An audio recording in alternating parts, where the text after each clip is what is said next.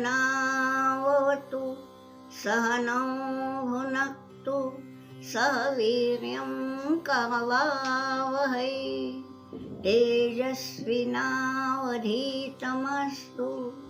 मा विद्विषावहै। ओम शांति शांति शांति।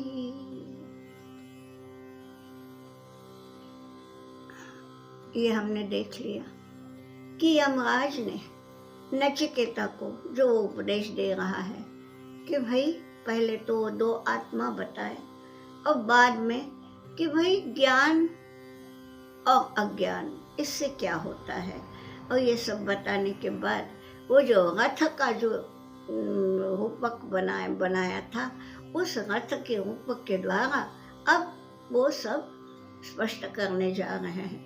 रूपक तो समाप्त हुआ, लेकिन अभी उसका जो विवेचन है वो अगले मंत्रों में देखेंगे। तो अब ये 9वां मंत्र, विज्ञान सारथिर्यस्तु मनः प्रग्रहवान् नरः स्वध्वनः परमाप्नोति तद विष्णोः परमं पदम्। यानी जो विज्ञान सारथी है, इसका मतलब जिसका ये रथी कौन है? आत्मा। और रथ क्या है? देह। अब इस देह को चलाने वाला, रथ को चलाने वाला सारथी जो है, वो जिसका यहाँ बोला है कि विज्ञान सारथी। तो विज्ञान का अर्थ क्या है? आज की भाषा में तो विज्ञान यानी साइंस, ना वो नहीं। यहाँ विशेष ज्ञान यानी विवेकवती बुद्धि, उसको विज्ञान बोला है। तो जिसका सारथी विज्ञान है यानी विवेकशील बुद्धि जिसका सारथी है, यानी अपने देह को चलाने के लिए जो अपनी विवेकवती बुद्धि का आश्रय लेता है वो। और मनः प्रग्रहवान् नरः, विज्ञान सारथिर्यस्तु मनः प्रग्रहवान्। अब पहले मालूम है आपको कि प्रग्रह यानी लगाम, तो मन के लगाम जिसके ताबे में है। देखिए मन जो है, इंद्रियां हम बोलते हैं इंद्रियां चंचल है, और इंद्रियां है ही चंचल, लेकिन जब तक मन का साथ नहीं मिलता इंद्रियां विवश हैं, इंद्रियां कुछ नहीं कर सकती। मन का साथ हुआ तो तभी काम करेंगे वो। तो इस मन पर अपना अंकुश हो, ये बतलाया है मनः प्रग्रहवान् नरः। तो जो नर यानी जो आदमी जिसका सारथी बुद्धि है और मन के लगाम उस सारथी के हाथ में है। सारथी कौन है? बुद्धि। सारथी के हाथ में ही लगाम होते हैं। तो मतलब ये कि मन पर बुद्धि का अंकुश रहे, और बुद्धि कैसी रहे? विज्ञानवती यानी विवेकवती। ठीक, ऐसा जो होगा उसके लिए क्या बतलाया है दूसरी पंक्ति में? सह अध्वनः पारमाप्नोति, वो पार चला जाता है। अध्वनः, अध्वा शब्द का मतलब है रास्ता, मार्ग। तो ये कौन सा है ये रास्ता? ये है संसार पथ, जो हमारा जीवन का पथ है। हम बोलते भी है जीवन यात्रा। तो ये जो यात्रा है, ये जो जीवन का प्रवास है, वो तो करना ही है। कैसे करेंगे? देह रूपी रथ से करेंगे। ये देह रूपी रथ का ये बतला दिया है कि विज्ञान सारथी और मन प्रग्रहवान्। तो वो जो ऐसा होता है वो पारम आपनोति, ये संसार पथ के परे वो निकल जाता है। यहाँ एक वाक्य समाप्त हो गया। दूसरे वाक्य में क्या बतलाया है? तद विष्णोः परमं पदम। और संसार की यात्रा तो पूरी हो गई, गंतव्य स्थान क्या है? यात्रा जब पूरी होती है तब हम हमारे गंतव्य स्थान पर, डेस्टिनेशन पर पहुंचते हैं। क्या है ये वो डेस्टिनेशन? वो है विष्णोः परमं पदम, विष्णु का परम पद। होता क्या है, विष्णु शब्द का उच्चारण करते ही हमारे आंखों के सामने वही चतुर्भुज मूर्ति आती है, शंख चक्र गदा पद्म वाली, है ना। यहाँ विष्णु तत्व बोला है। विष्णोः पदम यानी विष्णु भाव का पद। अब विष्णु यानी क्या? देखिए, आपको जो संस्कृत पढ़ते हैं वे भी, और जिनको बहुत अधिक नहीं मालूम वो भी जानते हैं कि विष विशति यानी प्रवेश करना। ठीक है, विष धातु है प्रवेश के लिए, और उसको नु प्रत्यय लगा है। ये नु प्रत्यय हम बोलते हैं ना, जयिष्णु है, वर्धिष्णु है, ये प्रत्यय तो हमारा पहचान का है। संस्कृत आवे चाहे ना आवे तो भी हम जयिष्णु, वर्धिष्णु, स्थास्नु बोलते ही हैं। वैसा ही ये शब्द है विष्णु, यानी क्या? विष धातु का अर्थ है प्रवेश करना। अब जो अणु अणु में प्रवेश जो करता है, जो सर्वव्यापी है, वो है विष्णु, और ये विष्णु भाव है। यहाँ बोला है, देखिए, यस्माद् विश्वमिदं सर्वम, इदं सर्वम विश्वम तस्य शक्त्या, उसकी शक्ति से चलता है। यस्माद् विश्वमिदं सर्वम तस्य शक्त्या महात्मनः तस्मादेव उच्यते विष्णुः। जिसकी शक्ति से सारा विश्व चलता है, क्योंकि विश्व के कण कण में उसने प्रवेश कर लिया है। उसका प्रवेश ना हो तो विश्व का संचालन ही ना हो, तो विश्व की जो हर गतिविधि चल रही है वो उसकी शक्ति से है। इसलिए तस्मादेव उच्यते विष्णु विष धातोः प्रवेशनात्। ये है उसकी व्युत्पत्ति। व्युत्पत्ति यानी डेरिवेशन। तो ये बताया है कि ये विष्णु का जो परम पद है वहां पर वो जाता है। कौन? जिसका विज्ञान सारथी अस्तु मनः प्रग्रहवान् नरः। अब आगे क्या बतलाया है? अगला मंत्र है 10वां, उसमें बताते हैं इंद्रियेभ्यः पराः अर्थाः अर्थेभ्यश्च परं मनः मनसस्तु परा बुद्धिः बुद्धेः आत्मा महान् परः। क्या किससे अधिक व्यापक है, इसको यहाँ बताया है कि हमें तो लगता है कि इंद्रियां ही बलवान है, क्योंकि वो हमें नचाती है ना अपनी अपनी फरमाइश देके। लेकिन इंद्रियेभ्यः पराः, पर का मतलब है श्रेष्ठ, अधिक व्यापक। तो इंद्रियों से अधिक व्यापक क्या है? उनके विषय।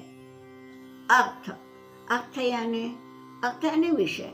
अब इंद्रियों के विषय कौन से हैं? आप सब जानते हैं, शब्द, स्पर्श, रूप, रस, गंध, ये है इंद्रियों के विषय। और इंद्रियों से ये विषय अधिक व्यापक है, क्योंकि क्या है, विषय तो है ही वहाँ सब जगह। ये इंद्रियों के जब उसके साथ संयोग होगा तब हमें उसकी अनुभूति होगी। लेकिन इंद्रियां जो हैं वो मन के ताल पे चलती हैं। अब यहाँ मन जो है वो बुद्धि के अंकुश में, वो छोड़िए, अगर बुद्धि का अंकुश नहीं भी है, कोई पागल है समझो, उसका मन इंद्रियों की तरफ ही चलता है, तो भी इंद्रियों से विषय ही अधिक श्रेष्ठ हुए, क्योंकि व्यापक है वो।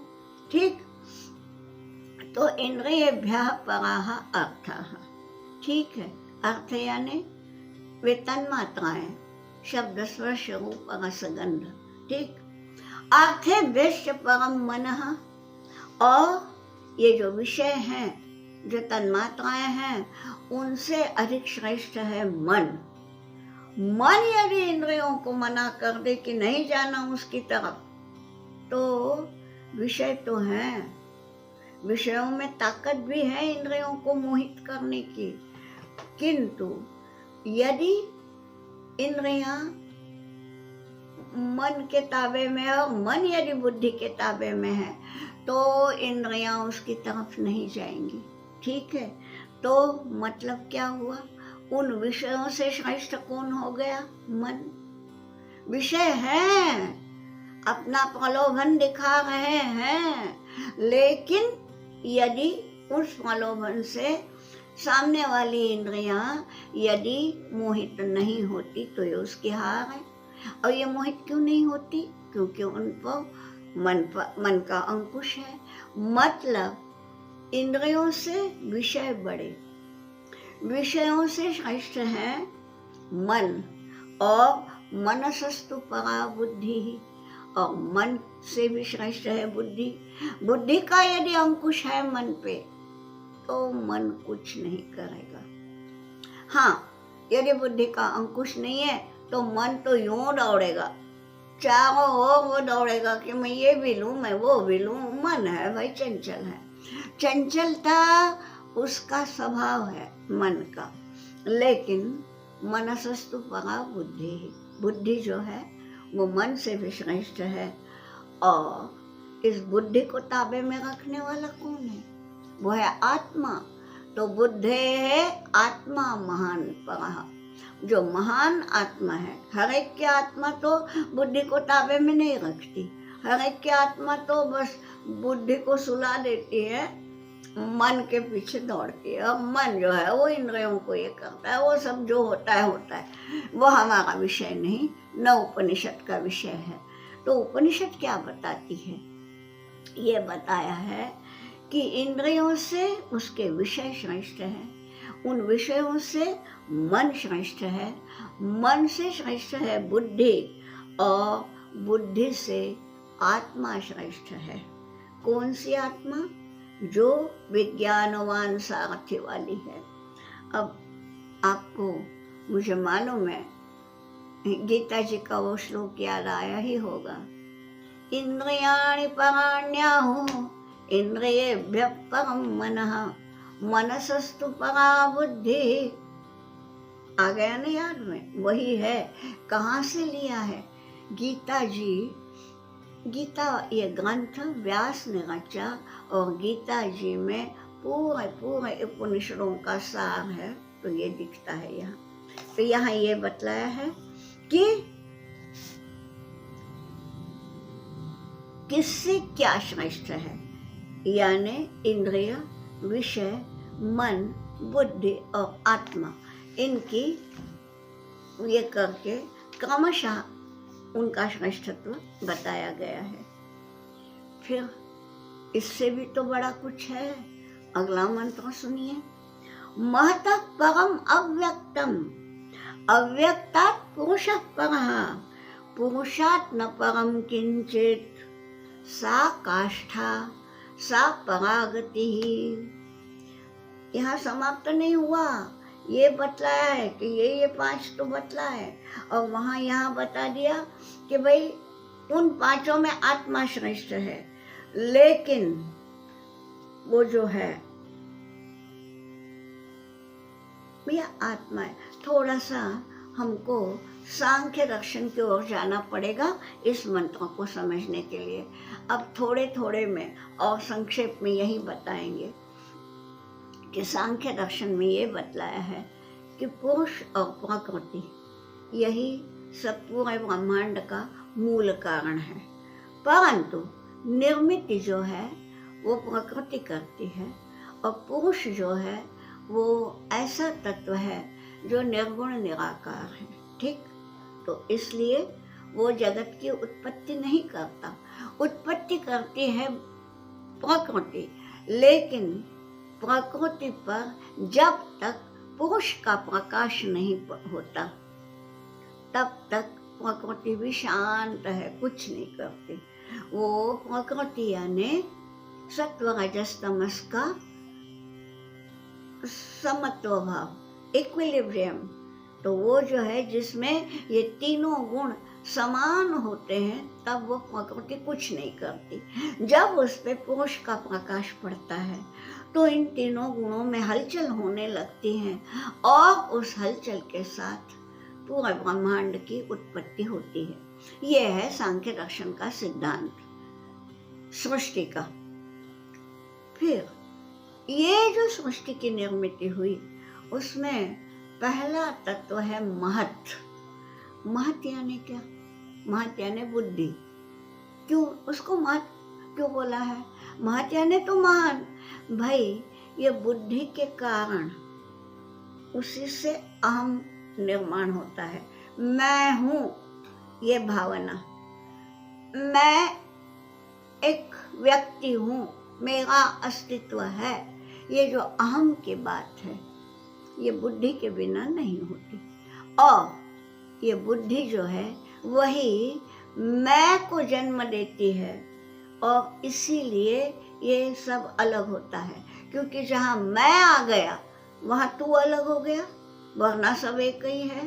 पर जब मैं कहूँगी ये मेरा है ये तेरा नहीं, या ये मैं कहते हूँ तू सुन, तो मैं और तू ये दो तत्व अलग हो गए। इसी प्रकार वो जो तू है वो भी मैं जब बन जाता है वो तीसरा। इसी प्रकार से महत होता है, इसलिए उसको महत बोला है। यहाँ ये बोला है। अब हम अपने मंत्र तक आए। महतः परम अव्यक्तम। ये जो महत तत्व है, ये महत तत्व और बुद्धि, उसमें बहुत अंतर नहीं है। बुद्धि से ही महत तत्व की उत्पत्ति है। अब ये जो महत तत्व है इससे परम यानी बुद्धि से भी परम यानी श्रेष्ठ क्या है? अव्यक्त। अब ये अव्यक्त शब्द जो है वो सांख्य दर्शन में प्रकृति के लिए आता है, क्योंकि सृष्टि होती है तो सब व्यक्त हो जाता है, अभिव्यक्त होता है। कोई मनुष्य के रूप में, कोई प्राणी के रूप में, कोई वनस्पति के रूप में, हर दुनिया की चीज अभिव्यक्त होती है, इसलिए वो व्यक्त है। अब प्रकृति तो दिखती नहीं, इसलिए प्रकृति जो है उसे सांख्य दर्शन में अव्यक्त बोला है। और भी एक नाम है प्रकृति का, प्रधान। वो प्रधान है, वो ना हो तो सृष्टि की निर्मित ही ना हो, इसलिए वो अव्यक्त भी है, वो प्रधान भी है, फिर भी वो अचेतन है। ठीक। अब यहाँ इतना सांख्य दर्शन के सिद्धांत बहुत संक्षेप में बतलाए, लेकिन तत्व आ गया। तो अब देखिए उन सिद्धांतों को सामने रख के यहाँ देखते हैं इस मंत्र को कि महतः परम अव्यक्तम। ये जो महत है बुद्धि तत्व है, और बुद्धि से निकला हुआ जो महत तत्व है इससे श्रेष्ठ है अव्यक्त। अव्यक्त यानी प्रकृति। और अव्यक्तात् पुरुषः परः। और उस प्रकृति से श्रेष्ठ कौन है? पुरुष। क्योंकि यद्यपि प्रकृति अचेतन है, पुरुष चेतन है, तो भी ये प्रकृति अचेतन होते हुए भी सृष्टि की निर्मित करती है। आप बोले ये कैसे होगा? कोई निर्मित करनी है तो भाई चेतना होनी चाहिए, कोई अचेतन वस्तु निर्मित कैसे करेगी? शंकराचार्य ने बड़ा अच्छा उदाहरण दिया है। उन्होंने कहा कि आप बीच में लोहा चुंबक रखिए, मैग्नेट, और आजू बाजू में लोहे का चूड़ा रखिए। चेतन कौन है? मैग्नेट। लोहे का चूड़ा क्या है? अचेतन है। लेकिन यदि मैग्नेट बीच में रखा है और लोहे के कण आजू बाजू में है, होता क्या है? वो कण दौड़ते हैं और मैग्नेट में चिपकते हैं। हलचल किसने की? अचेतन ने की। चेतन कैसा है? बस स्थिर है, लेकिन उसका प्रभाव उस पे पड़ा है।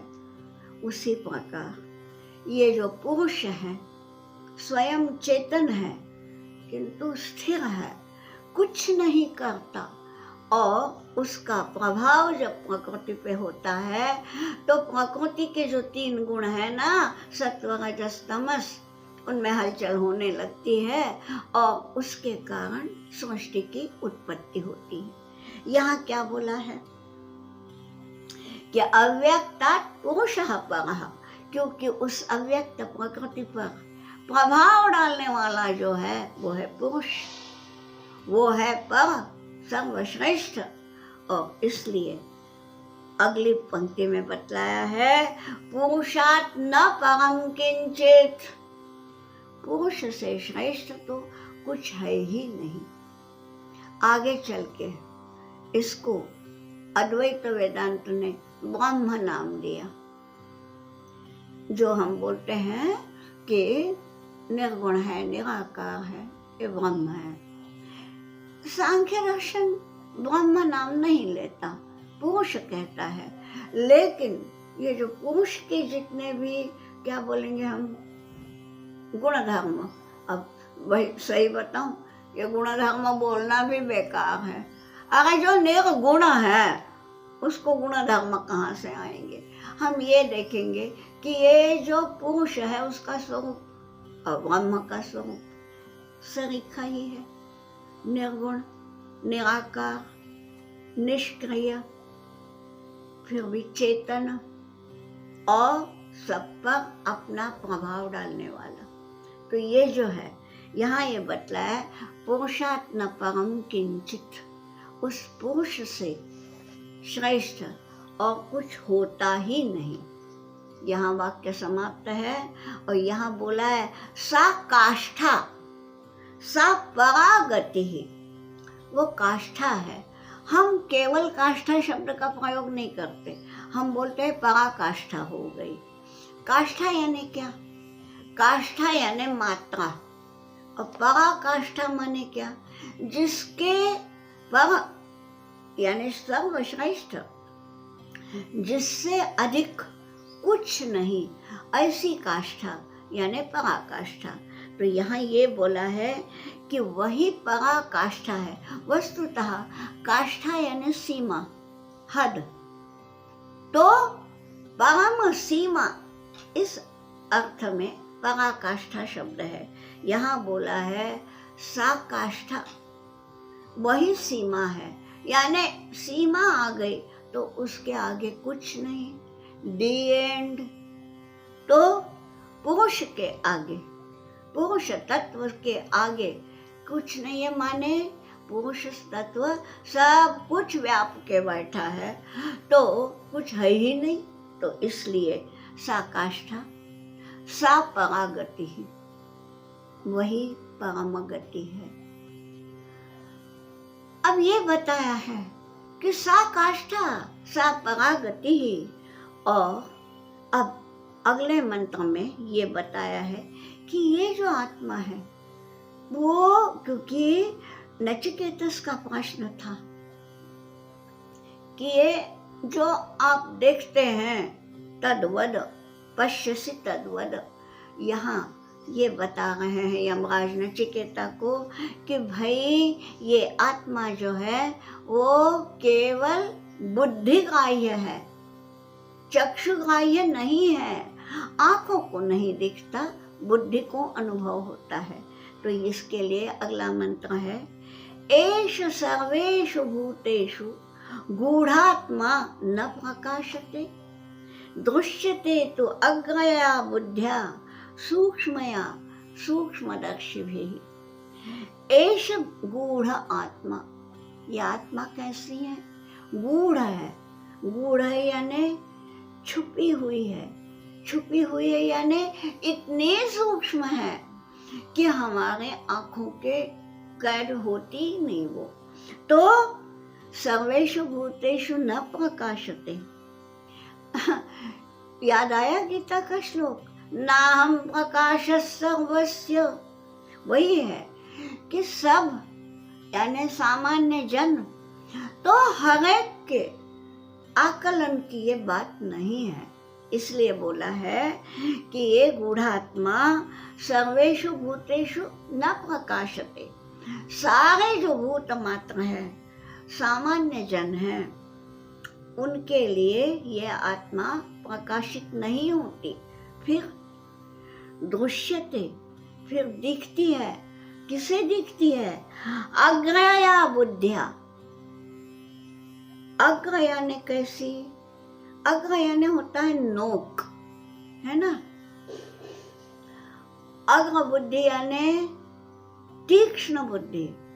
नोक जो है वो किसी एक ही इस पे लगे और नहीं जाए कहीं। एकाग्र होना यानी क्या? हमारे बुद्धि का जो नोक है वो एक ही जगह स्थिर होना, यानी एकाग्र होना, मन को केंद्रित करना, ये जो है। इसीलिए तो जो हम बड़े बड़े महात्मा जो बोलते हैं ध्यान लगाइए, मेडिटेशन कीजिए, ये इसीलिए तो है। ये ध्यान जो है वो मन को एकाग्र करता है। यहाँ ये बोला है अरे मन नहीं, एकाग्र बुद्धि। मन जो है उस पर बुद्धि का अंकुश तो है, लेकिन बुद्धि भी एकाग्र होनी चाहिए। बहुशाखायनन्ताश्च बुद्धयो व्यवसायिनाम, बतलाया ये गीता ने कि बुद्धि जो है वो भी बहुशाखा यदि हुई कि मैं ये भी सीख लूं, मैं ये भी सीख लूं, अच्छी बात है, सीख लूं यही इच्छा है, भोग लूं ये इच्छा नहीं है।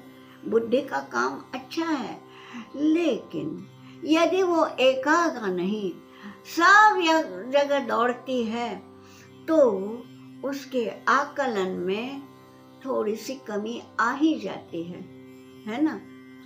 यानी ये हम बोलते ही हैं, मराठी में कहते हैं एक ना धड़ भागा भर चिंध्या। एक नहीं होता लेकिन बहुत कुछ होता है तो चिंदी चिंदी हो जाता है। थोड़ा सा ज्ञान हमें भाषा का है, थोड़ा सा ज्ञान हमें साइंस का है, थोड़ा सा इसका है, आ गए तो ये सब क्या हो गए? Jack of all trades, master of none. तो हमें मास्टर यदि होना है तो क्या करना है? बुद्ध्या दृश्यते तो अग्रया बुद्धिया, जो एकाग्र बुद्धि हो गई उसी से ये आत्मा दृश्यते, यानी वो दृश्यते यानी दिखती है। दिखती यानी नजर को नहीं, हमारी बुद्धि को दिखती है, यानी आकलन बुद्धि में होता है। तो ये बुद्धि ग्राह्य तत्व है। ये बुद्धि भी कैसी हो? यहाँ मंत्र ने बताया है अग्रया सूक्ष्मया बुद्धिया, जो अत्यंत जब नोक है, एकाग्र है, तो वो सूक्ष्म से सूक्ष्मतम में भी जा सकता है। तो हम सूक्ष्म दृष्टि से, सूक्ष्म बुद्धि से वो देख सकते हैं। और ये कौन देखेगा? सूक्ष्मदर्शी भी ही यहाँ बतला है, जो सूक्ष्मदर्शी है, जो हमारे नंगी आंखों को नहीं दिखता, वो हम लोग सूक्ष्मदर्शक यंत्र से देखते हैं। आज वो यंत्र हैं, उपनिषद कालों में वो यंत्र नहीं थे, फिर भी आज उन यंत्रों की भी पकड़ में नहीं आवे ऐसे सूक्ष्म तत्व आज भी हैं। और ये सूक्ष्मतम तत्व जो हमारे सूक्ष्म दर्शक में, उसमें भी नहीं आते, पकड़ में नहीं आते, उनको देख सकने वाले हैं योग शक्ति के द्वारा। उनको बोला है सूक्ष्मदर्शी। और यहाँ बतलाया है कि दृश्यते तु सूक्ष्मदर्शी भी, जो ये सूक्ष्म तत्व वहां तक अपनी बुद्धि पहुंचाते हैं, वहीं एकाग्र करते हैं, तो उस बुद्धि से वो दृश्यते देखा जा सकता है। नचिकेता के प्रश्न का यहाँ उत्तर दिया गया है कि भाई नचिकेता ने बोला है कि जो आपको दिखता है वो बताओ। तो ये बतलाया है कि भाई ये बुद्धि से दिखता है, आंखों से नहीं। और इसलिए उसको यदि देखना है तो हमें वही रथ की इंद्रियों पर मन की लगाम चाहिए। ये लगाम बुद्धि रूपी सारथी के हाथ में चाहिए, और ये बुद्धि जो है वो सूक्ष्म और एकाग्र होनी चाहिए। तभी विष्णु पदम, तभी ये विष्णु का पद प्राप्त हो सकता है। मुझे लगता है आज हम यहाँ पर विराम कर लेंगे। ठीक है। ओम सहना भवतु सहनौ भुनक्तु सह वीर्यं करवावहै तेजस्विनावधीतमस्तु मा विद्विषावहै। ओम शांति शांति शांति।